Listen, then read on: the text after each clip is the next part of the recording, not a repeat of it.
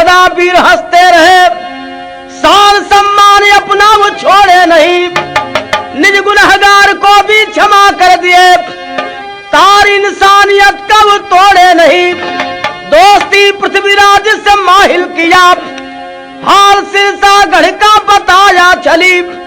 इस समय किला में सिर्फ मलखान है, रानी गजमोती का लाव डोला बनी।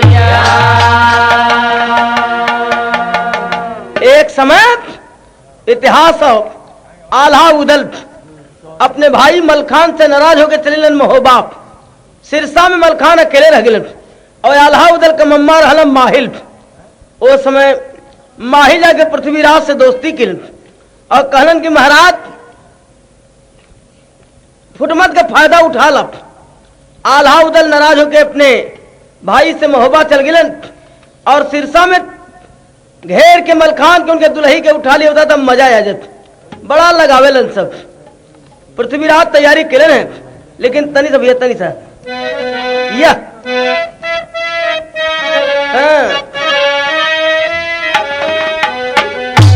अरे सिरसागढ़ के समर में डटे नौजवान, सिरसागढ़ के समर में डटे नौजवान, सिरसागढ़ के समर में डटे नौजवान। ताकत आजमाऊंगा आज मलखान का, सिरसागढ़ के समर में डटे नौजवान, सिरसागढ़ के समर में डटे नौजवान। ताकत आजमाऊंगा आज मलखान का, सिरसागढ़ के समर में डटे नौजवान।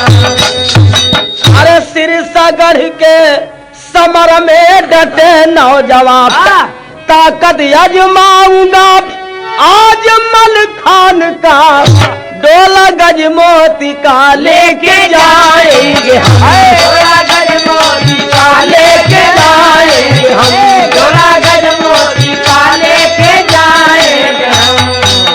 गड़ गया रण में झंडा चढ़ान का, डोला गजमोती का लेके जाएंगे हम, डोला गजमोती का लेके जाएंगे हम। गड़ गया रण में झंडा चढ़ान का, डोला गजमोती का लेके जाएंगे हम। पृथ्वीराज पूरी तैयारी से सिरसा के घेर लेलन। आवाज है कि मलखान के दुल्ही गजमोती के उठा ले जब, लेकिन मलखान आवाज है का अरे पानी के बिना जग में जिंदगानी वृथा है।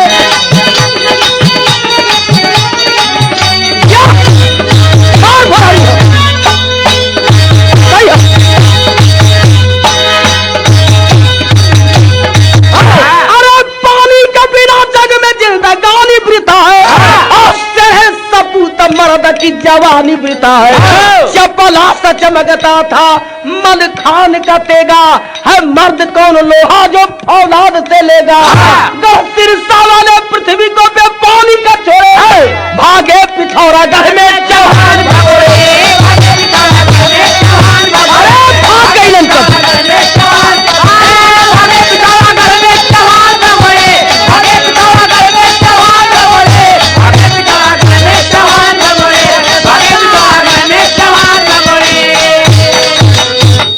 भागले सब मैदान छोड़ के। ए भैया संगठन में वो शक्ति हो, सुना सुना, संगठन में वो शक्ति हो कि मलखान के आवाज पे नगरी का छोटका बड़का सब तैयार भल, अल्लाह खेत के पृथ्वीराज के सरहद पार करा देन। और लेकिन वही लड़ैया में मलखान के एक तीर लग गई भैया, मलखान गिर गए धरती पर। नगरी वाले पृथ्वीराज के जब लखेत के लौटलन है तो मलखान के गिरल पौलन उठा के ले महल में। रानी गजमोती अपने पति के लाश दे के छटपटा के रोपड़न, लेकिन कैसे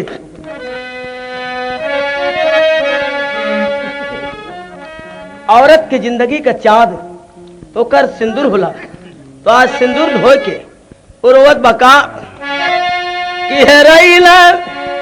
हेरैला चनवा कौन बदरा में, हेरैला चनवा कौन बदरा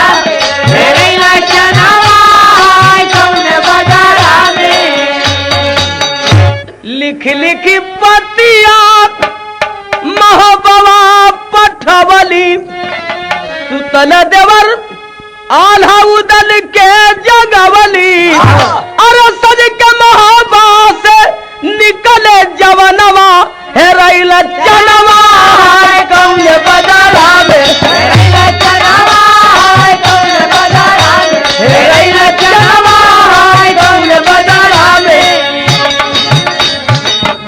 रानी गजमोती अपने पति का लाश देख के रोत बा और हर माहिल जाके पृथ्वीराज से कहना कि महाराज जौने लड़ैया में भाग गए लोगन वही लड़ैया में मलखान के एक तीर लग गई और बड़ी अच्छी बात हो कि ओदा का चुकल बात एदा बन जाए।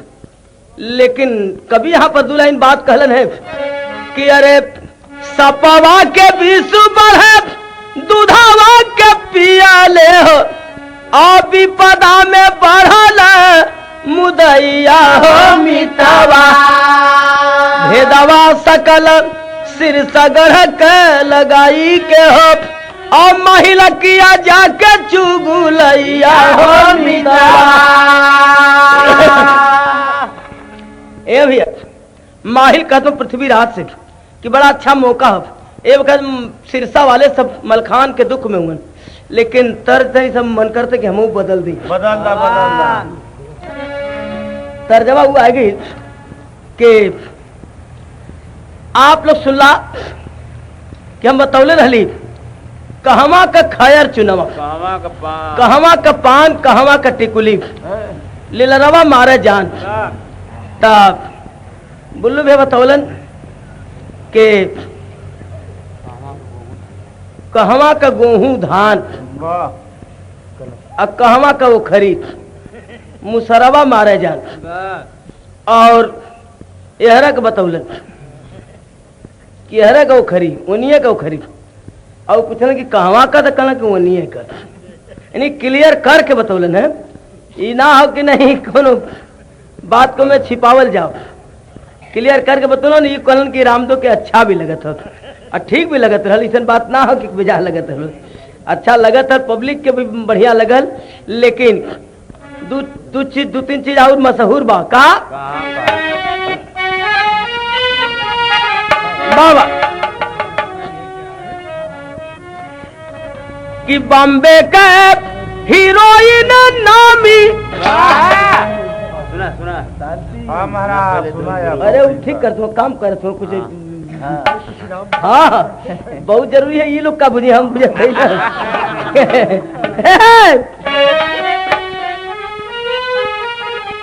बॉम्बे का हीरोइन नामी अरे बंगला का छोकरी बनारस कही जड़ा बनारस कही जड़ा उनके नगर पालिका से आदेश रहला ए भैया मशहूर होल का कि अरे बनारस कही जड़ा बम्बई के हीरोइन नामी और बंगला का छोकरी नामी वो बेग लेके टहरेली चश्मा लगा के और का कि बम्बे का हीरोइन नामी हरे बंगला का छोकरी बनारस कही जड़ा जड़ावा मर हो सोन बनारस कही जड़ावा मर हो सोन बनारस कही जड़ावा मर हो सोन बनारस कही जड़ावा मर हो सोन बनारस कही जड़ावा मर हो सोन बनारस कही बड़ा गरीब है तो नरसिंह भैया इंदारा से दिलन भैया के कोयलसा से प्रदान किए कोयलसा भैया के नमस्कार बा और बड़का भैया के भी बार बार नमस्कार हो कि भगवान आपके सुखी रखे और रह गई बात के ई बाप महाराज माना बोले माहिर बतिया आज महाराज माना अरे बोले माहिर बतिया कर तैयारिया बनी जाई बिगड़ल काम कर तैयारिया, बन जाई बिगड़ल काम कर तैयारिया, बनी जाई बिगड़ल काम कर तैयारिया। महाराज जल्दी तैयारी करा, यही मौका पर अगर चढ़ाई कदबा तो ओदा का बिगड़ल काम एदा बन जाई। पृथ्वीराज कहलन कि तू माहिल ओदा ले गिला लखेदवा देला हमके, ओदा लखेदवा देला हमके और एदा परी फिर वह बतिया कहत हुआ, लेकिन तर्जमा तनी से आ गेलू है का कि मोरे पिछवाड़ा जमीरिया का गाछिया, जमीरिया का गाछिया मोरे बलमुआ हो, मोरे बलमुआ हो नीला रंग चुनरी रंगाई दो। बोले पृथ्वी राज साथे दागवा कमाइला साथे, दागवा कमाइला मोरे संगतिया हो, मोरे संगतिया हो छतिया पर दाल धरैया, संगतिया हो छतिया पर दाल धरैया, संगतिया हो छतिया पर दाल धरैया, संगतिया हो छतिया पर दाल धरैया। हमहू के खैबा अपने भैने के खैला, अपने भैने के खैला मोरे संगतिया हो छतिया पे दाल दरैला। पृथ्वीराज कहे कि खबर गलत हुई तो गर्दन काट ले। माहिल कहे कि मंजूर हो, लेकिन तैयारी कर ला, खबर सच्ची लेके आ ले। और वह गजमोतीन पाती लिखत बा महोबा कि आप लोग नाराज होके चल गिला, पृथ्वीराज अकेल पाए के हमार सुहाग लूट लेलन। ये पाती जब मिलल है महोबा, उदल पाती लेके पढ़ लगलन, कितना बली हमार भैया मलखान मारल किसे गेलन, हरे पानी में कैसे लागल यगिया, झंखयाल हा उदल आवया पुरानी, झंखयाल हा उदल आवया पुरानी, पानी में कैसे लागल यगिया, झंखयाल हा उदल आवया पुरानी, पानी में कैसे लागल यगिया, झंखयाल हा उदल आवया पुरानी, पानी में कैसे लागल यगिया। लेके कड़क बेतवा के तर जब पहुंच गए आल्हा उदल, घेर लिए बेतवा के तर जा करके अचानक बैरी दल, जयचंद के बेटा लाखन के आल्हा अगुवान बनाए हैं और लिख के पत्रिका संधि के पिथौरागढ़ भेजवाए हैं। आल्हा उदल सच के चलन है, पता लगा हुआ है। जब बेतवा नदी के तट पर पहुंचल न तो पता लगल कि पृथ्वीराज भी चढ़ाई करेगा तैयारी में हो। इंदल के भेजलन की जा पृथ्वीराज से कहदा कि हमें अपने भाई क्रियाक्रम करे भर मौका दें, एक बाद लड़ाई हो जाएगी। इंदल आ गए पृथ्वीराज के सामने। पृथ्वीराज कहला कि का हो, अरे लड़ाई से हिम्मत छूट गई, का अकेले आवत हो आप? कहला कि हिम्मत ना छूटल बा, खाली एक शर्त हो, कहे का आप आई तर्ज हो फिल्म बिहारी बाबू के।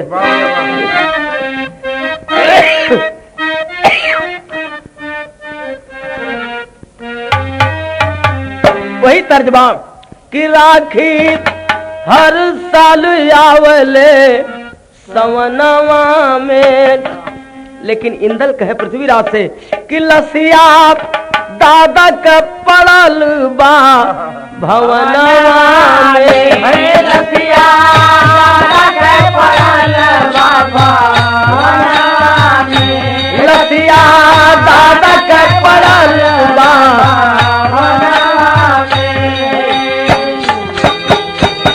अरे काका काहे का चुभावला सुमनवा में, लसिया दादा का पड़ल बाबा वनवा में, लसिया दादा का पड़ल बाबा वनवा में, लसिया दादा का पड़ल बाबा वनवा में। कहलन की बहादुर आदमी हुआ, एक बात कहना हो का, हरे वीर पुरुष हो धोखा न करिए, आयग निदान तक धीरज धारिए, तेगा बजिया जुझारू फिर रनों में, लसिया दादा के पड़ल बाबा बनवा,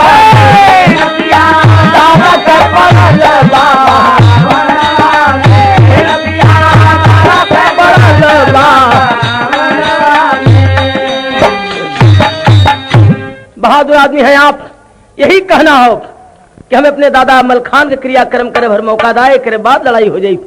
पृथ्वीराज कल की जा मंजूर हो हम तो के अग्निदान तक के मौका देते। इंदल लवट कैलन आल्हा उदल इंदल सब पहुंचल सिरसा में। आज गजमोती अपने परिवार के देख के फिर से दोबारा बिलख उठल। लेकिन यहाँ भाबा कि मांगी के लूटल सनुरवा रोवत रानी फाटे हियरा। मांगी के लूटल सनुरवा रोवत रानी फाटे हियरा। मांगी के लूटल सनुरवा रोवत रानी फाटे हियरा। अरे आल्हा उदल से कहे रानी बतिया रखिया संहार मोरे जीवन का थतिया की टूटे न पावे दुलरवा। रानी गजमोती कहलस कि आप लोगन के जोहत रहिए हमें आज अपने पति के साथ सती हो जाप। ये तने कहना हो कि आप लोगन से बने तो अपने भाई का बदला ले लिया और न बने तो हमारा छोटा सा बच्चा है कि जियादी अपने बाप का बदला चुका लेगी। इतना बात जब रानी कहलस है तो आल्हा उदल झंख भरा नया नवा बनवा बेधत बाप। अरे आल्हा उदल झंख भरा नया नवा बनवा बेधत बा और या समय पर भौजी के मेहनवा बनवा बेधत बा। भौजी के मेहनवा बनवा बेधत बा।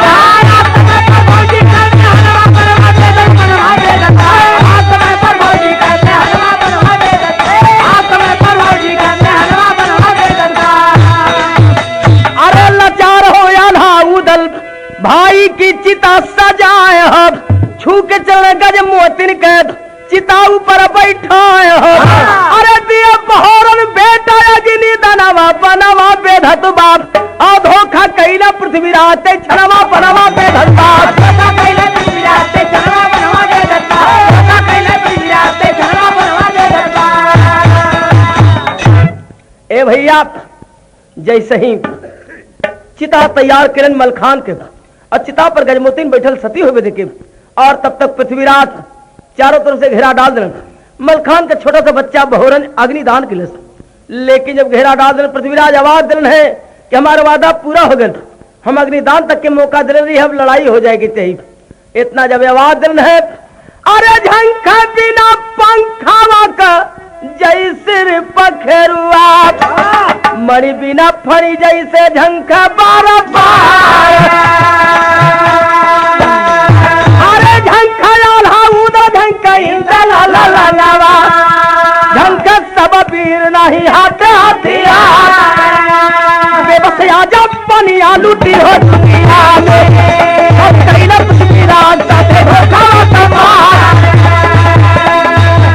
की भौजी के पकड़ ली है मुराई अरे भुजवा का जोड़ा रे होई है बेकार। सब लोग चिंतित हो गए कोई के हाथे हथियार नहीं बा और आवाज पृथ्वीराज हो गई कि लड़ाई होए के चाहिए।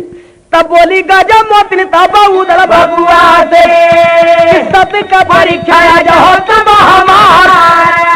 अरे सीता का लकड़िया उठाला बलवा नवा। गजमोती ने चिता पर से आवाज की खबरदार कोई चिंता मत करी आप। अरे हथियार नहीं बा तो उठा ला चिता का लकड़ी। आज वीरन के वीरताई का नहीं एक सती के सत्य परीक्षा होगा। हरे बोली गजब मोतिन तबा उदल बबुआ से कि सत्य का परीक्षा जो हो तब हमारा। अब चिता का लकड़िया उठा ला बलवा नवा अब तब ही क्या कोई लकड़िया तलवार होई गई अब भिड़ी गया नामा में पीरा बुझा अब खाता खाता पे गवा पर हो जा बलाद नसिया से भारत की पटल एक कथा अब का महारानी भूजा उधर के समाइली अब भागे जवान सब होई के लाचार। विराज को पकड़ के उदला बघेला अब मुसु का चढ़ाए बाधा दिया उस पार। अब बोले उदा माफी मांगा मेरे भाऊजी से अब बगी अब जगर कई ना उजाड़। मार मार के खरिहान कर दिलन और पृथ्वीराज के उल्टी मुसुक चढ़ाए के बनलन उदल लीलन गजमोतीन के सामने कहन कि आज मांगला माफी हमारे भौजी से, नहीं तो आज गर्दन काट ले। गजमोतीन कहलस कि बस हो गई लन करवाली, मर्दे का शान मारल जाला, जान नहीं मारल जाता। इतना बड़ा वीर आज हमारे सामने उल्टी मुसुक के बांध के आ गेलन, बेबस हो गेलन, इनका शान खत्म हो गया और जल्दी इनके छोड़ दे। उदल छोड़लन, कहन कि जाए तो के भौजी कहले छोड़त ही, लेकिन एक बात याद रखी आप। कवन बात? एक ठे फूल है तो है कांटा बन के चुभी। कवन फूल हो कवन कांटा हो का? अरे चुभी बन के फूलावा तो है क्या हरदम काटावा, किया बही जिया तबा सुगनवा मलखे का बेटवा। अबही जिया तबा सुगनवा मलखे का बेटवा।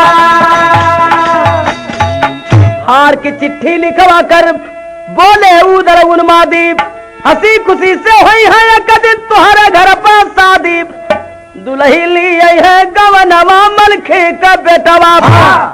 लाचार हो के पृथ्वीराज सब शर्त किए मंजूर, मर्दानों से पाला पड़ते गर्भ हो गया चूर, आपन छोड़ल दुश्मनवा मलखे के बेटवा। रात तिलक दे मलखे सुध को लवटे घरे जवान, जैसे सोम सिंहासन ऊपर बैठे मलखान, पूरा कैले यार मनवा मलखे के बेटवा। पूरा कैला मनवा मलखे के बेटवा, पूरा कैला मनवा मलखे के बेटवा। गुरु बिहारी, गुरु गणेश, गुरु रामलाल गुणकारी, स्वर्ग गए चंदिका कवि बच्चन जी बने पुजारी। पानी में कैसे लागल अगिया, रामदेव रामा कवि का छलक का बेनुरानी, पानी में कैसे लागल अगिया।